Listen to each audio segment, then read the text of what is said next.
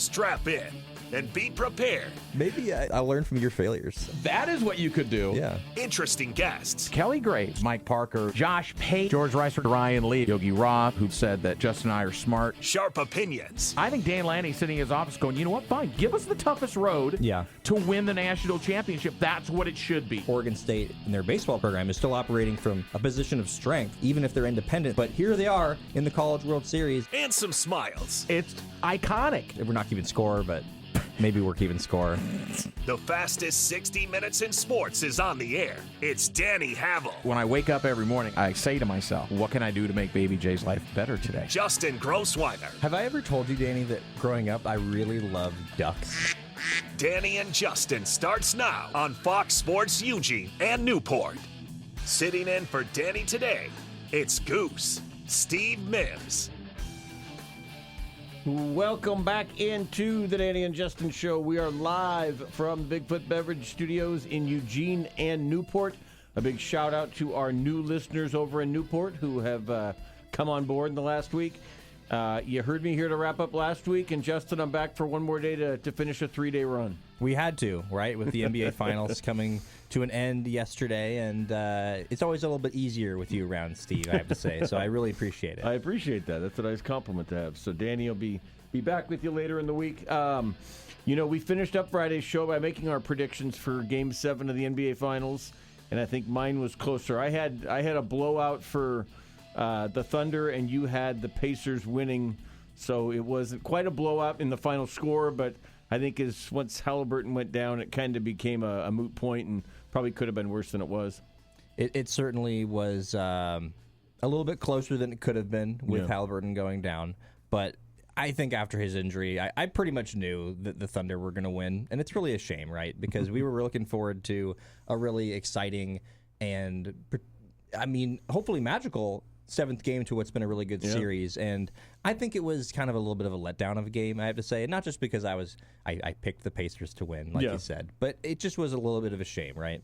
Well, when you see a guy go down like that, and you knew it wasn't just another pulled calf muscle when he reacted like he did, so you knew it was something worse, and it becomes the latest of the Achilles injuries, which is amazing that we've had maybe 3 of the best 20 players in the Eastern Conference all go down with an Achilles injury in the postseason, which means they're out pretty much for all of next season, which completely changes the way that the East is going to look there. So we'll get into that. But congratulations to the Thunder.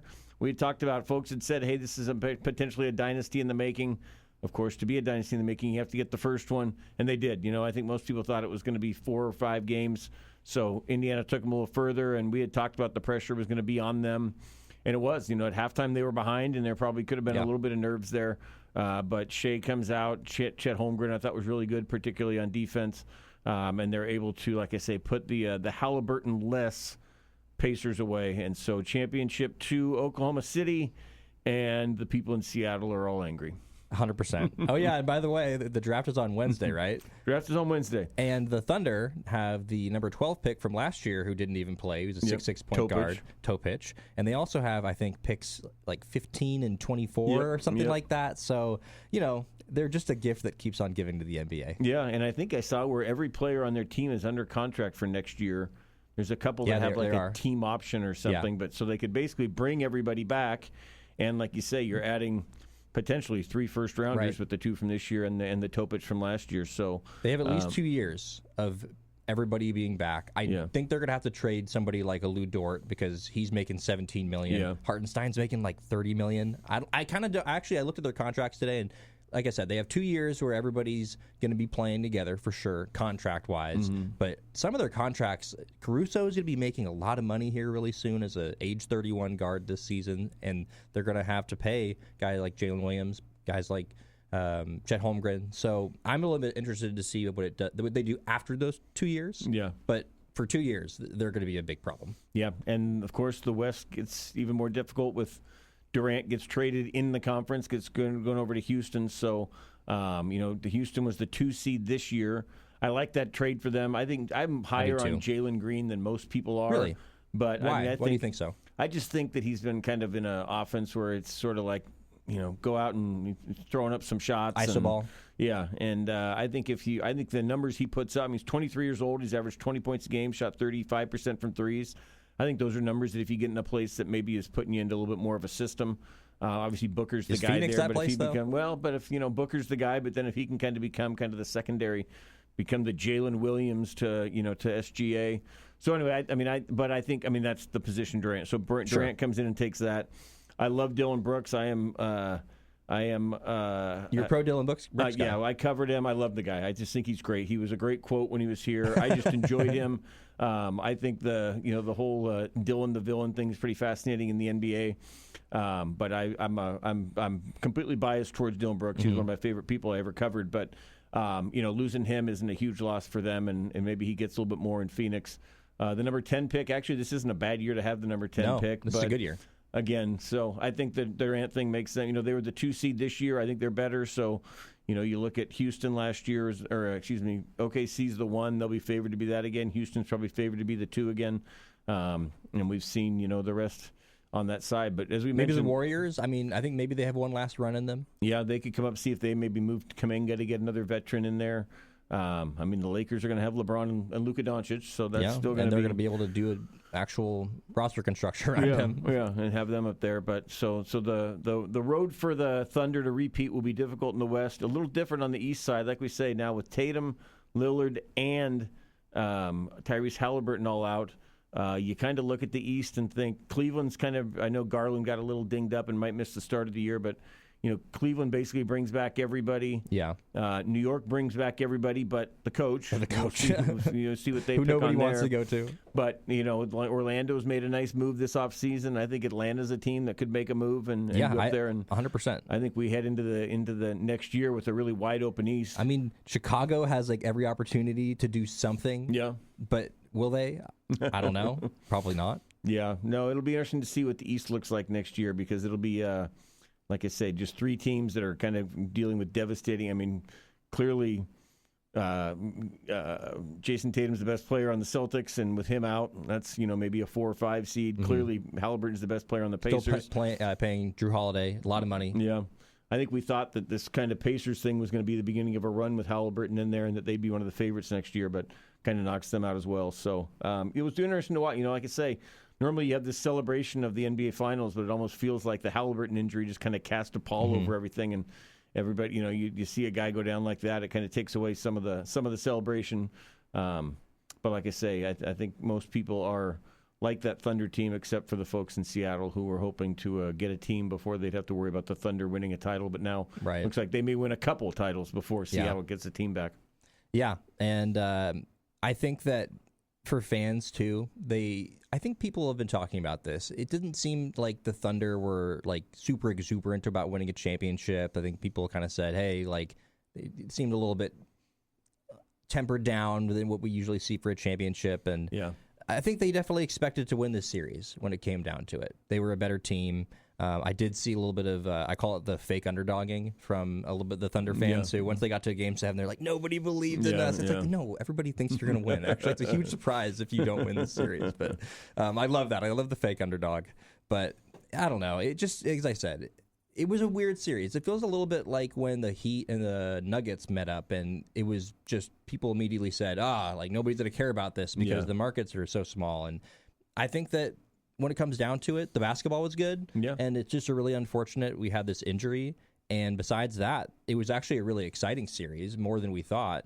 But it does just seem, when we think back on this playoffs and maybe this finals, I think there is going to be a little bit of that was when the Thunder won their first championship, but we also, and it wasn't just that Haliburton got injured.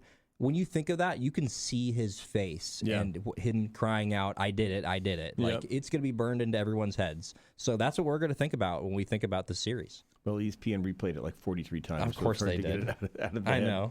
know. We had been living vicariously through Tyrese Haliburton as 2 gentlemen with injured calves. I'm a little more scared now to try to get back into my softball game because it might delay my return a little bit now that I'm seeing all these people saying, well, if you have the injured calf, that can help you, to make up for it. It might make the Achilles a little bit more tender, and it could, Durant had that happen. Durant, It's actually interesting. I was listening last week to Gottlieb, and he was saying, boy, there's some people think that if you come back too early from a calf injury, it can lead to the Achilles because it puts more pressure on it. I heard him today when I was driving in, had a doctor on there that was saying it's probably not, other than the fact that, maybe you're, a little bit more, hesitant, and then that leads to the Achilles. But it sounds like it's not. But anyway, I'm now scared to death to get out and do anything too physical because I don't want to. I'm too old to blow out an Achilles at this point. That would put me in a wheelchair probably for a while.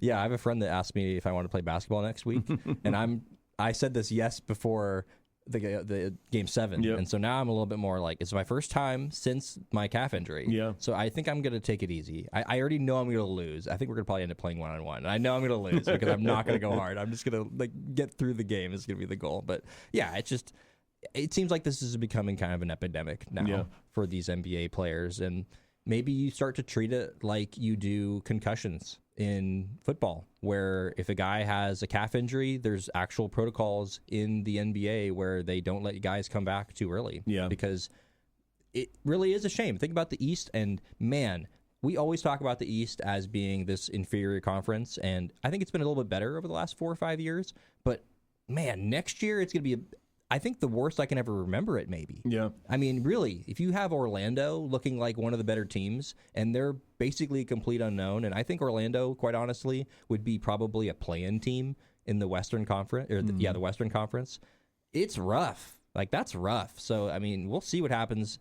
The offseason is going to be interesting because it always is in the NBA, but there's just so much opportunity in the East that I wouldn't be surprised if you saw some teams that were a little bit unexpected really go for it, because I just think that there's opportunity, and when there's opportunity, you got to strike. And that's what Orlando did with the Bain trade. It was sort of like, hey, we're going to overpay a little bit, but we think we're a shooter away. And I think overpay a lot. And that was before the Haliburton injury. So, yeah, I wouldn't be surprised if, as the draft comes up, if we see a couple other teams in the East that may think, hey, this might be our window now. We can make some, trade some future picks and maybe overpay a little bit for somebody who can come in now and help us in a weak East next year.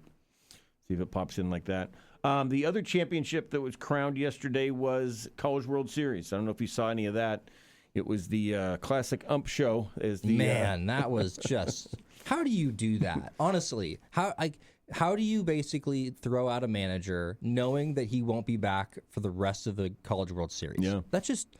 He had to have said something. I don't think he did, but I'm saying you would have to say something so vile. Yeah. And because it's the first inning. I mean, come on. It's just we can't be doing that. It looked like what it was that the ump had warned him a couple of times, hey, pipe down, and the guy kept chirping, and then the ump gets, feeling himself and thinking, well, I've warned him twice already, so... But there's a feel to it, there definitely is. And then to throw the first base coach out as well, so now they're down to their next guy in. I mean, that's unbelievable. I mean, because at that point, I think what you have to do as the umpire is you have to, talk to him, basically. Yeah. Actually have a conversation with him. Don't just throw him out of the game. Yeah, and it was, it's the old classic, you can't argue balls and strikes. It's just a judgment call type thing. So I think it was a combination of it. It was balls and strikes and that. But I was thinking about the coach there, and it's like, it's his first year at Coastal.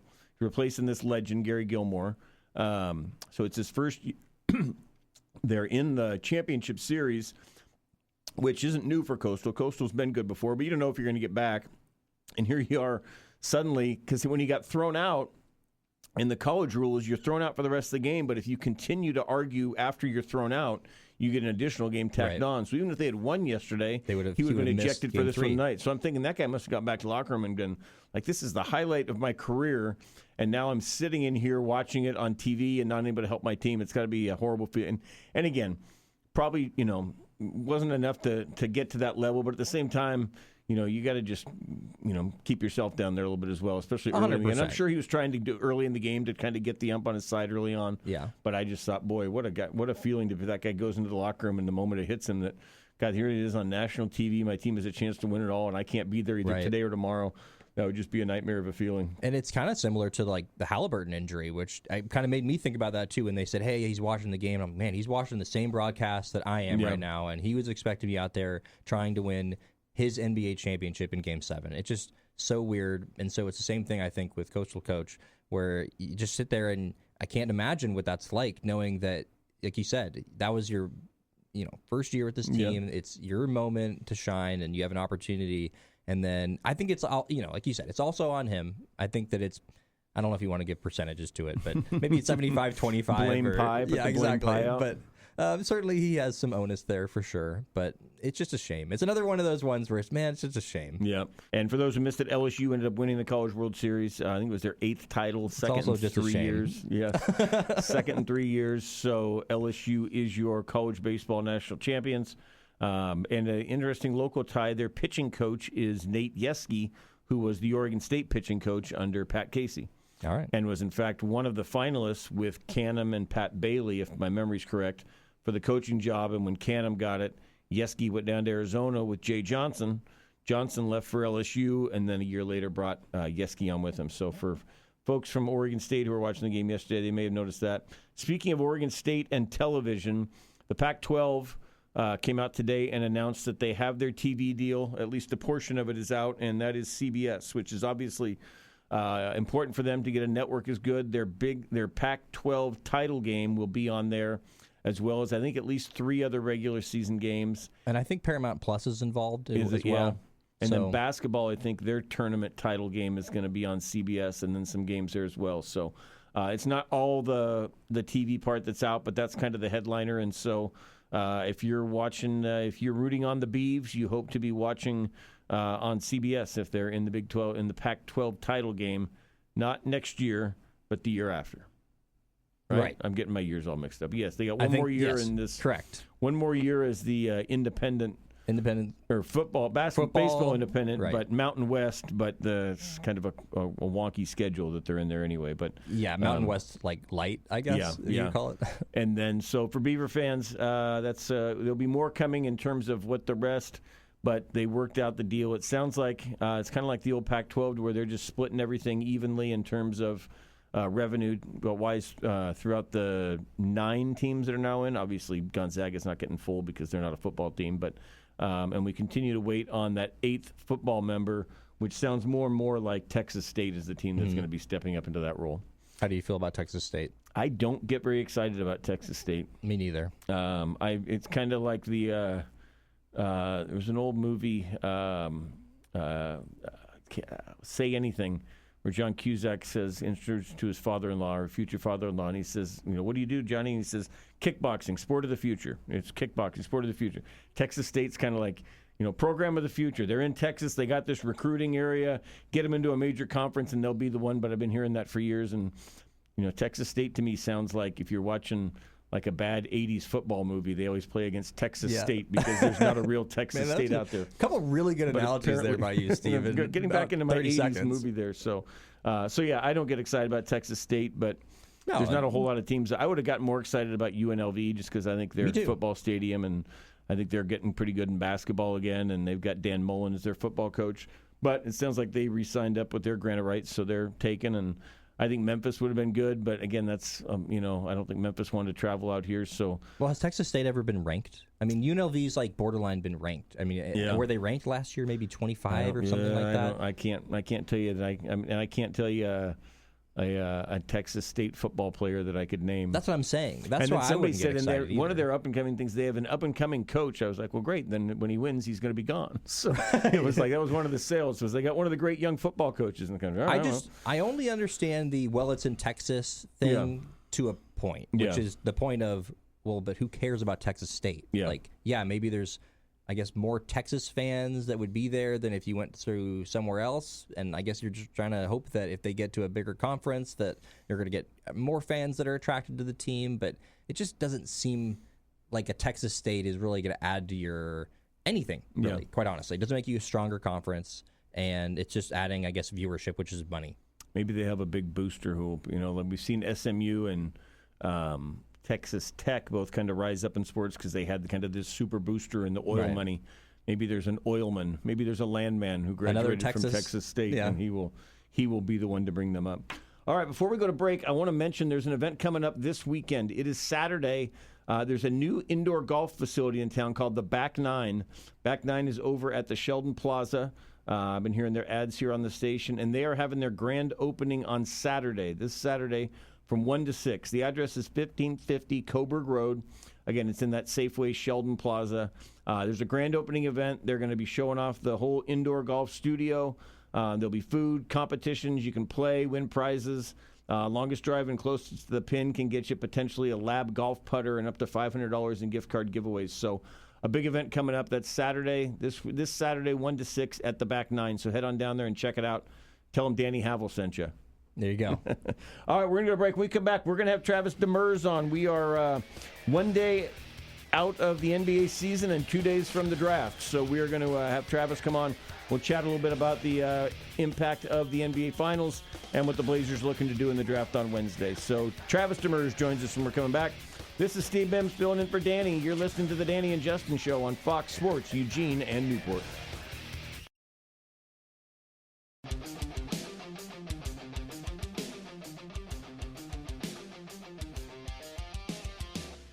Welcome back into the Danny and Justin Show on Fox Sports Eugene and Newport. This is Steve Mims filling in today for Danny. And for our guest today, though, we're going to have Danny's favorite golf partner. Yeah. Is coming on. And Which definitely isn't us. Definitely not us. We were not selected for the golf tournament, but our guest was instead, which means if Danny's listening right now, we know which of the three of us he likes the best, and that would be the mayor, Travis Demers. Travis, thanks for coming on. How are you? I'm good. There must have been some other people that said no first before they called me. So thanks, Danny. Yeah, I guess that means we're even. You're basically saying Jess and I are even further down the list. Maybe we're not second and third. We might be ninth and 10th. Play golf, so that says something right there. True, it should be me. How was the golf game of Austin Novosad? You got to play with the Oregon quarterback, right? Yeah, he's one of those people that. Like, all he needs to do is show up to something, and he's immediately the best person at it. Yeah. We all know people like that. Right? Yeah. They don't even have to try. I know he plays a lot, but he's just one of those people that's talented at everything that he does. It's just not fair. Yeah. All right, well, hopefully he's a good quarterback, too, then. We'll see him out possibly on the field this year. How is your Achilles doing, Travis? It seems like anybody affiliated with the NBA is having struggles with that. Are you okay? You know, fortunately, I am. My really strenuous activities have included, mowing the lawn and running after my kids. So, yeah, there's no Achilles tears. My calves are doing okay. I understand both of you guys have a sore calf, so it seems like you guys are the ones that need to be careful. That is terrifying. I do know some guys who are around my age that have been playing, recreational sports that have torn their Achilles, and that is something I want no part of. Well, I just was listening. Gottlieb was on before us, and he had a doctor on who said that the biggest problem with Achilles these days is pickleball players because old people are playing, or older people, myself and present company included, are playing pickleball, and there's so much kind of moving around there that they're seeing a plethora of people pulling their Achilles doing pickleball. So that's another sport I'm not going to try to play now. Oh, my God. Can you just imagine that? Like somebody shows up to work and, hey, what happened to you? I tore my Achilles playing pickleball. What? Yeah, that one would be there. So, but getting back to the injury, we're going to overreact to this, all right? I mean, the league's going to overreact. We're going to have calls that the playoffs are too long. We should have 5-game series. Anytime somebody has a bruised calf, we should have them sit out at least a little bit of while. We're clearly going to overreact to 3 Achilles tears in this playoff, right?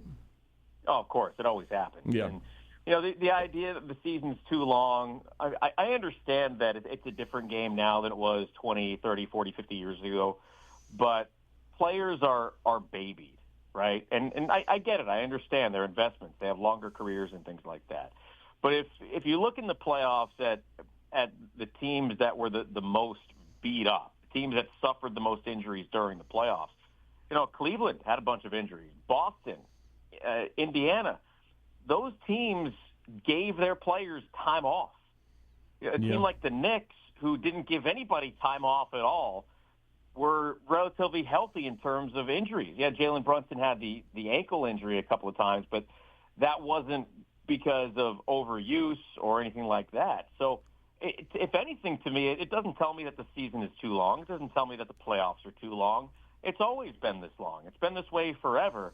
But to your point about overreacting about calf injuries, that was the problem with Tyrese Haliburton. It was the problem with Damian Lillard. It was the problem with Kevin Durant, with Kobe Bryant, Rodney Hood with the Trailblazers.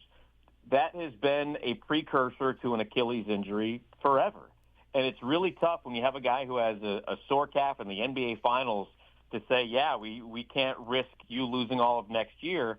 Well, it's Game 7. Okay, go play. How do you tell a guy that you can't go play in Game 7. Well, in my opinion, this is the worst timing of an injury in sports that I can remember. Maybe there was something that happened before I started paying attention or before, recorded history was, really a thing.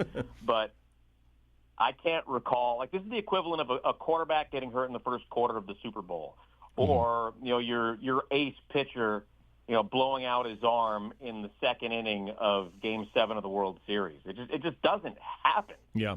So to me, it is the worst timing for an injury that I have ever seen. Is this how you're going to remember the series with the Thunder and the Pacers, instead of it being, hey, the Thunder just won their first championship and all the things that come with that, shy and all that? Is that fair to them that maybe that's going to be their memory of the series, which is going to be that injury? Well, I think it's going to be a storyline because it has to be. And still, Indiana had a halftime lead even without him. I thought they were either going to completely implode or rally, and they rallied, and they just didn't have enough gas left in the tank. And they kind of made a late comeback. They were down 22. They cut it to 10, but they didn't have Haliburton to lead that charge like he had done so many times in this postseason. And, it was a great series between two teams that nobody really cares about. It's unfortunate because the Thunder have an incredible young core, and they're going to be around for a long, long time. But it was a series that just, two teams that don't have that cachet around the country, and I think that'll change eventually with Oklahoma City when they probably get to multiple finals. But I don't think this is. I think it's part of the equation, but I don't think it's the story. Yeah, and it's interesting. All three of the big injuries are to the East. We thought the East was down anyway. Switching over to your Trailblazers, the West looks like a gauntlet again. You mentioned OKC's up there. I think Houston gets better with the Durant trade. We'll see what some other teams may do. Golden State may get up there. But it's sort of the imbalance is really kind of was there already, and it's even more glaring now. That for Portland, it looks like a play-in game next year would be a pretty good goal to try to get top 10. Yeah, I think the play-in has to be the expectation for next year, right? Because like you said, the West is very tough. And I don't want to speak poorly of Kevin Durant because he's one of the best players that I've ever seen. And he is still elite. I mean, he's still shooting at an incredible rate. He's still scoring at an incredible rate. But the teams he has been on have not had success since he left Golden State. And he needed an all-time team to win a championship. He was the best player on those teams. There's a reason why he won the Finals MVP. But now he goes to a Houston team that is still, they're very good, right? But they just lost part of their defensive heart with Dylan Brooks. And Jalen Green, he's a very talented player. I don't know if he had it in him. That's probably why they let him go. I just don't think they have enough depth there in Houston because we have seen with recent champions that you have to have depth to win a title. I think Denver's on the downslide. Golden State is getting older. Memphis is probably going to take a slide. So I don't think there is any reason why the Blazers shouldn't have, at the very least, a play-in spot as the expectation this year. Yeah, and they've got and of course, the NBA calendar season ends on a Sunday and the draft's up Wednesday, so we get a little time to prepare for that. But this is a pretty good year, I would think, to have the number 11. I mean, assuming Portland keeps it, this is a pretty deep draft. Every time I see, a Derek Queen or Casper Giacounitis or one of these names fall into that 11, I think, boy, that's a guy that I think, is pretty good get at 11. It seems like this could be a pretty good year to have the number 11 pick in terms of a deep draft where somebody may come to you that may have traditionally been a top 5 in like last year's draft. Yeah, I think you're exactly right about that. I think this year is very deep in terms of, obviously you have Cooper Flagg up top and, Harper is going to go number 2. And I'm seeing, because of Ace Bailey not wanting to work out for teams, he could drop to Washington at 6. And yes, Lawson. No, can you leave it right there, please? Can you leave it right there, please?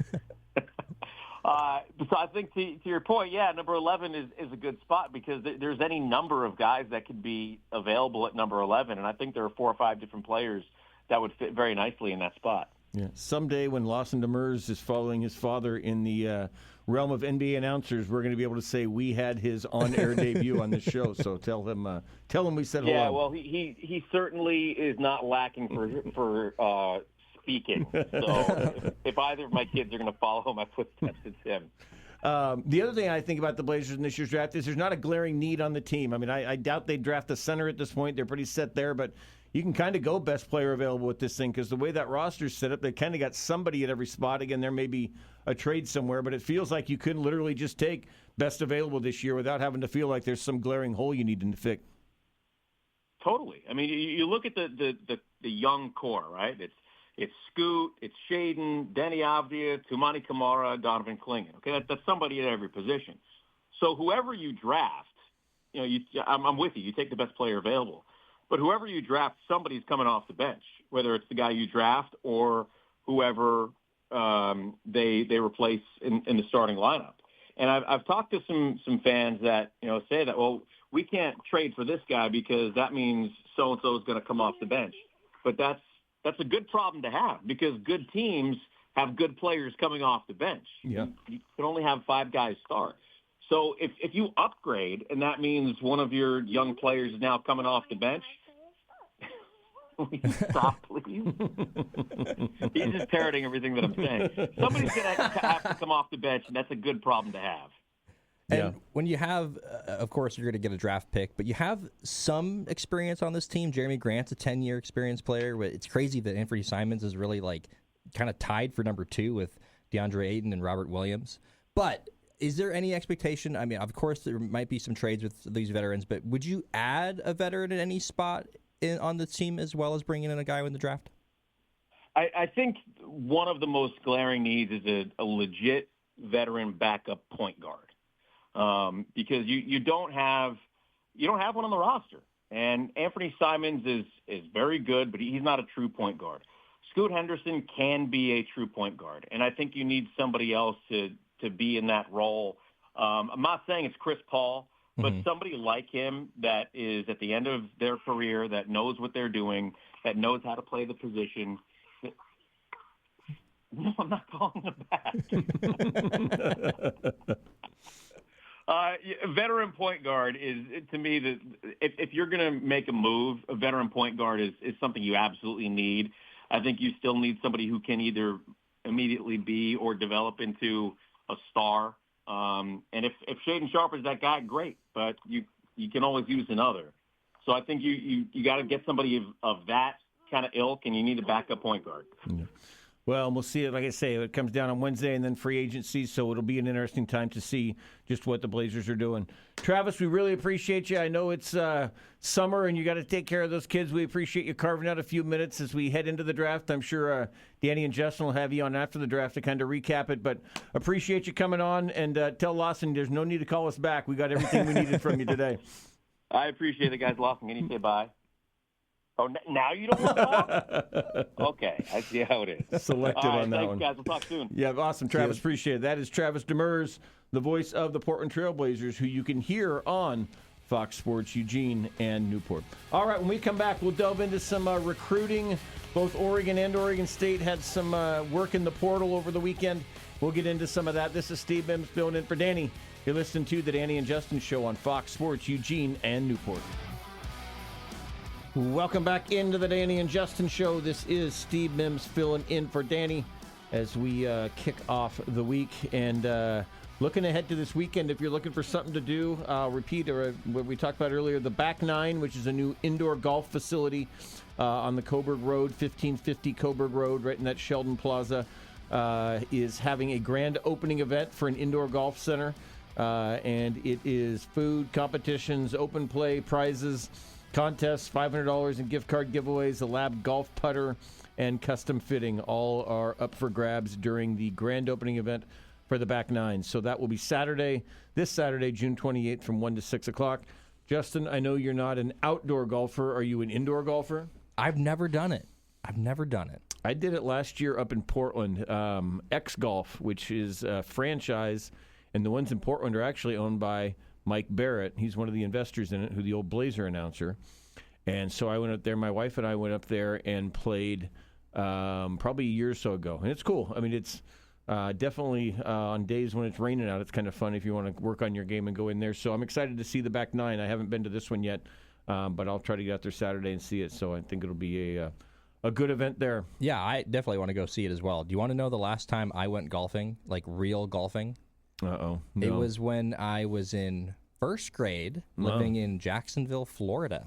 Were you a prodigy that you were like I don't remember, honestly. Great golfer? It's not that I didn't enjoy it. I actually enjoy playing golf. It's always one of those sports that I thought that I would get into as I got older. And so I guess I'm getting there. Well, maybe if someday Danny likes you better than Travis Demers, he'll put you on a golf team. But we're going to have to wait for that still. I hope so. We'll see if it happens. You are, speaking of, you've lived all over this world, including some time in Alaska, and you were wanting to chat a little bit about one of the great annual athletic events that happens every year in Alaska. Yeah, there's like literally one athletic story, basically, that I can bring from my time in Alaska, besides the fact that I went to the same high school as Ruthie Hebert. But the Midnight Sun Game is what happens every solstice at Memorial Park in Fairbanks, which is where I lived.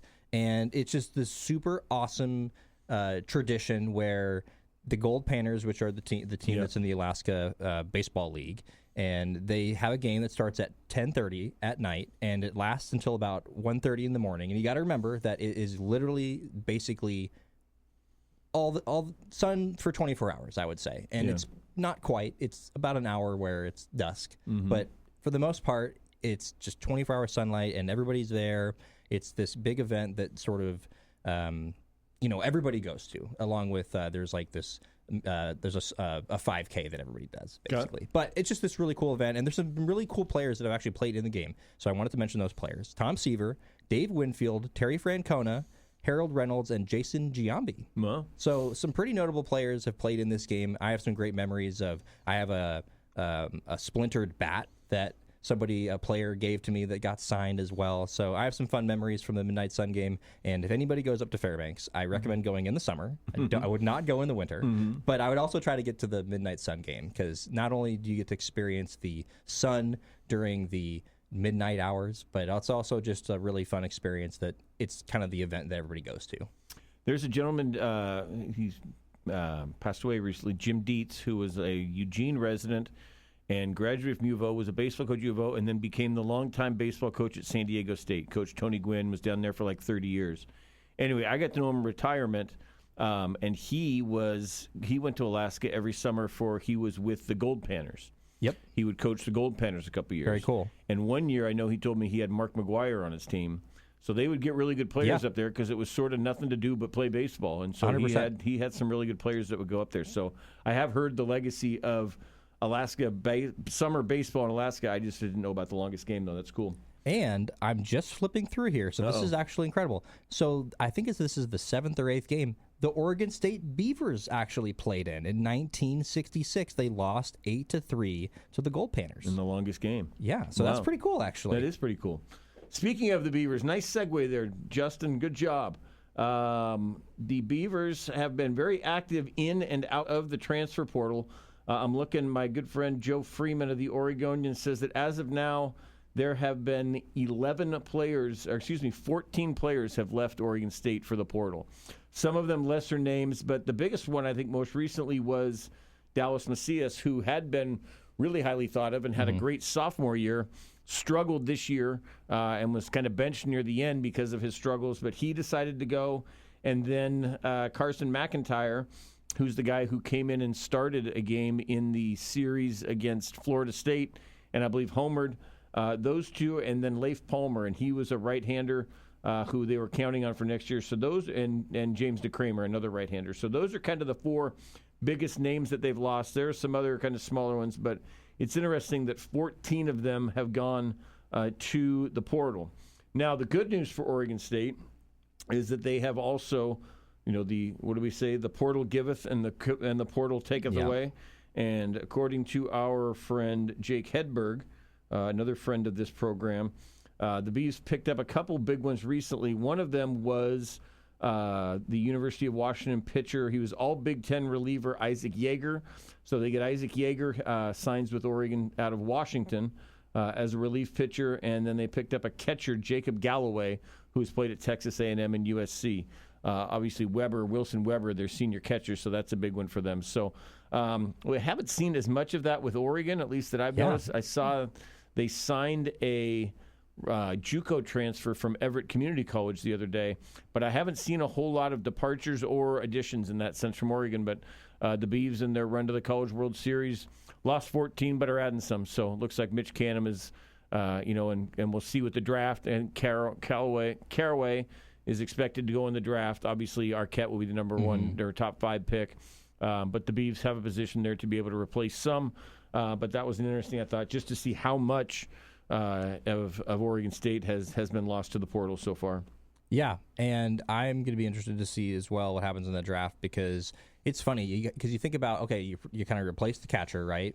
And then you get a nice arm, and that's something that actually would have been really great for this team in 2025. But you almost can't think like that because you're really reconstructing the team altogether year to year when you have a sport like baseball, and especially you're losing a guy like Arquette. Then you're losing a couple guys in the middle, or Gavin Turley's another guy that I don't think he's going to be back based on the way that they kind of talk about him and where he's expected to go in the draft. So there's a number of guys that I think are going to be gone. So we'll see kind of how things shake out.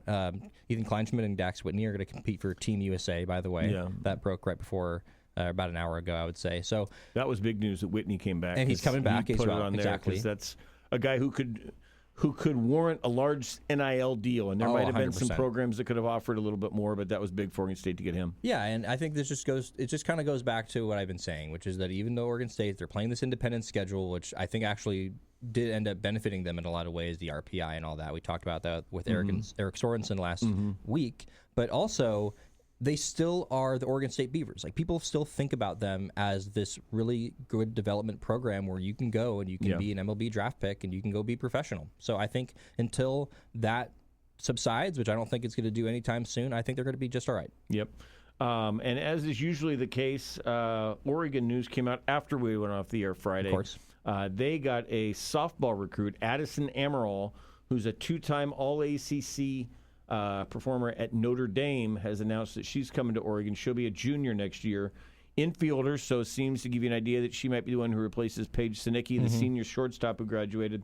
Amaral batted .365 with 9 homers and 43 RBIs last year. Add that to Elon Butler from Cal, who was the transfer that came earlier. That's 2 All-ACC players that Oregon picks up. And again, as we've talked about before, there's been no names of any of the big names for Oregon going into the portal. So if they can just add these 2 to what they have, and we talked about they need to replace kind of shortstop in the outfield. Butler becomes the outfielder, Amaral at shortstop. And somebody had told me the other day that they had heard there's actually another big outfielder in the portal that is visiting or is close to committing to Oregon. So there may be a third one. It'll probably happen in about 25 minutes as soon as we go off the air. As we get off the air. But, yeah, so it's been a nice job of Missy Lombardi rebuilding this program and building off of version 7, and version 8 looks like it could be just as good. Yeah, all of a sudden you start to see it, right? You can kind of see it coming together, and you start to add, now you have your whole infield, right, basically? Yeah. I think you do now. And so then you add, I think maybe Ayanna Shaw is somebody that takes a big step next year and gets a position in the starting lineup. And so maybe you can add one more outfielder, or, you're pretty close at this point. Yeah. So I think that this is 2 really great additions. You have 2 players that are both really good hitters. And that's something that I think was so key about this team, is that it felt like the entire lineup, top to bottom, basically, could really hit. And when you looked at, and I think we have to start comparing Oregon to these teams that you saw in the College World Series. And, of course, nobody's going to do what Texas Tech is doing because they're just going insane in the transfer portal. Yeah. But if you look at realistically what these other teams are doing, you want to basically get a lineup that is top to bottom. There's not really any holes where you can pitch around. And, of course, there's going to be times where you saw like Oklahoma went through this huge drought offensively, even though they had this deep team. But you want to basically put together a team that has as few holes as possible, and you want to have the base of your own players that have the potential to make big steps, like we saw with Kedre Lushar and other players. Paige Sinicki, I would even say offensively, this season took a huge step. So I like where this team is going. I think this is a really good step. And like you mentioned, I think the biggest thing is they have not lost anybody. Yeah, no, that's a huge part of it to be able to do that. For Oregon football, it was they didn't add a whole lot this weekend, but they had a lot of visitors this weekend. I know you'll get more into that tomorrow with El Toro. Max Torres will be on tomorrow with you. It'll be the Just Justin show tomorrow for people who are listening, by the way. But he will have Max Torres on. I saw that Bryson Beaver visited, who was the quarterback we had talked about who was decommitting from Boise State. And then I noticed today, running through Mac's Twitter feed, that he also got offered by Auburn and LSU. So all of a sudden, Oregon's kind of right in the mix with some big-name programs for him. And then there's another quarterback, Matt Ponatoski, who was on the visit to Oregon this week. He's a 2026 from out of Cincinnati. So a big recruiting weekend for the Ducks there. And then one they lost, Richard Wesley, who was the viral video of the man who jumped into the pool with Dan Lanning. And that one, he ended up committing to Texas this week. So Oregon did lose him. He had committed. It sounded like maybe he wasn't planning to because his dad wasn't aware of it, and then his dad was like, "Whoa, we got. I'm glad you're having a good time on that trip, kid, but we got to have some financial discussions here. Right. We got to negotiate." And it sounds like Texas may have come up with a bigger bag for that one. So, and I saw too on his Twitter when he announced it, he said something like, "This one's for you, Mom," or something like that. So I think it was a family. Did him and Sark jump in a pool? I don't think so. I think they both learned from that one because that didn't really go over super well, I would say. No, it did not. But, it'll be interesting to hear when you have Max on tomorrow because I know there were a lot of big kind of elite visitors here over the weekend in terms of popping that one through there. The last thing I was going to get into, and I have to find this name. I don't know if you saw this. This just came over.